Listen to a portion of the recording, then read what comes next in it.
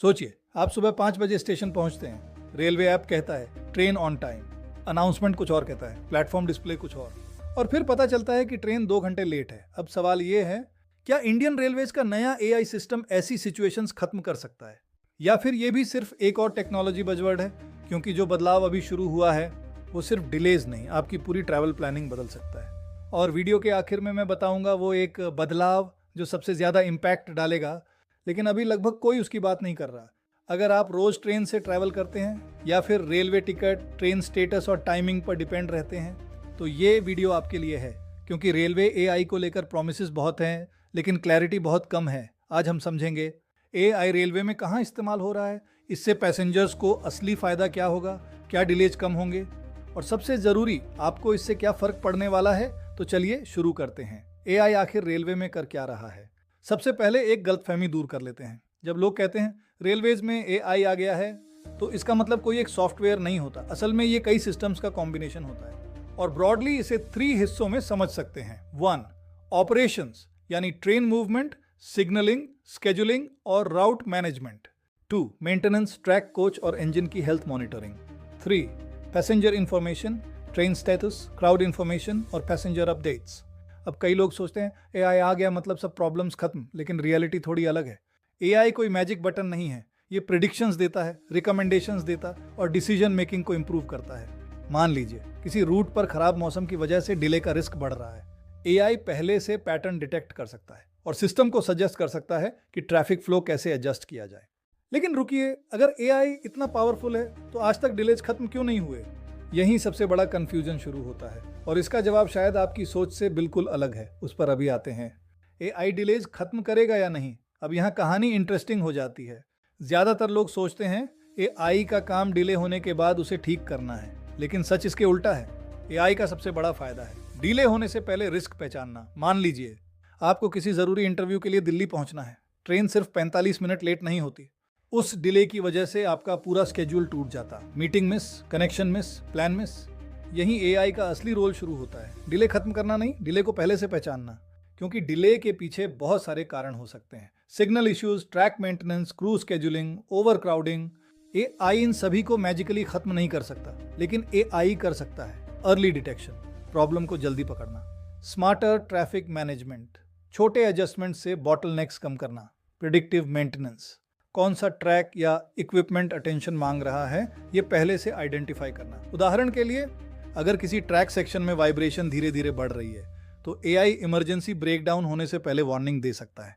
यानी focus repair पर नहीं, प्रिवेंशन पर है। और यही वजह है कि एआई का सबसे बड़ा फायदा जीरो डिलेज नहीं, बल्कि बेटर प्रिडिक्टेबिलिटी हो सकता है। अब सेक्शन 3, क्राउड मैनेजमेंट और सेफ्टी। और यही जगह है जहां ज्यादातर लोग गलत समझते हैं। डिले से भी बड़ी समस्या कई बार क्राउड होती है। सोचिए, हजारों लोग प्लेटफॉर्म पर खड़े हैं। कुछ लोगों को सही जानकारी मिली है, कुछ लोगों को नहीं, और अचानक प्लेटफॉर्म चेंज हो जाता है। यही क्योस शुरू होता है। एआई यहाँ कई तरीकों से मदद कर सकता है।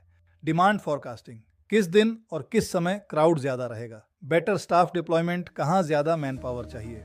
रियल टाइम पैसेंजर गाइडेंस, लोगों को सही इंफॉर्मेशन सही समय पर देना। लेकिन यहाँ एक बड़ा खतरा भी है।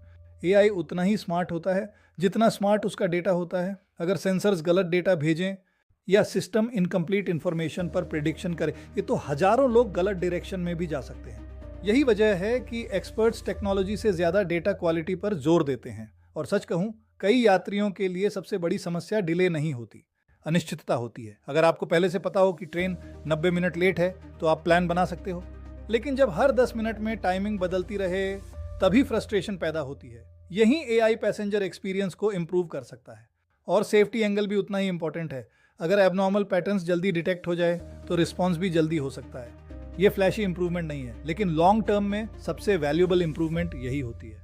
और अब आते हैं उस बात पर जिसे मैंने शुरुआत में टीज किया था। ये शायद एआई का सबसे अंडररेटेड इफेक्ट है, और ज्यादातर लोग इसे नोटिस भी नहीं करेंगे, लेकिन इसका असर सबसे ज्यादा होगा। सेक्शन 4, सबसे बड़ा बदलाव क्या होगा? ठीक है, अब असली सवाल, एआई का सबसे बड़ा फायदा क्या होगा? Faster trains, better announcements, smarter apps? शायद नहीं। सबसे बड़ा बदलाव होगा ट्रस्ट। हाँ, ट्रस्ट। जब सिस्टम बार बार सही प्रेडिक्शन देने लगेगा तो लोग गेसिंग छोड़ देंगे। अगर ऐप कहे ट्रेन 35 मिनट लेट है और वास्तव में लगभग उतना ही डिले हो, तो पैसेंजर्स उस इंफॉर्मेशन पर भरोसा करने लगेंगे और यही चीज़ पूरी प्लानिंग बदल देती है।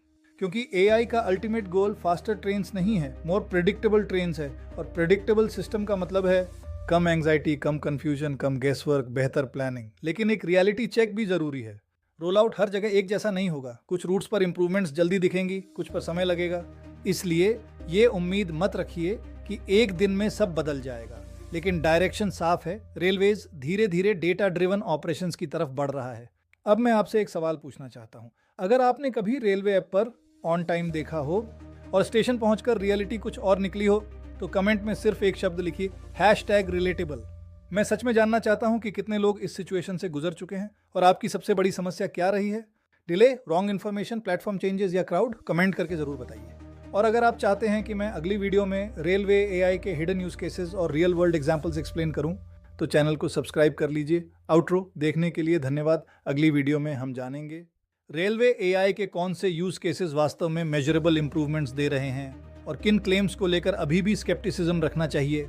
तब तक अनाउंसमेंट्स नहीं, एविडेंस पर भरोसा कीजिए और अपनी प्लानिंग में हमेशा थोड़ा बफर रखिए। मैं मिलता हूं आपसे अगली वीडियो में। जय हिंद।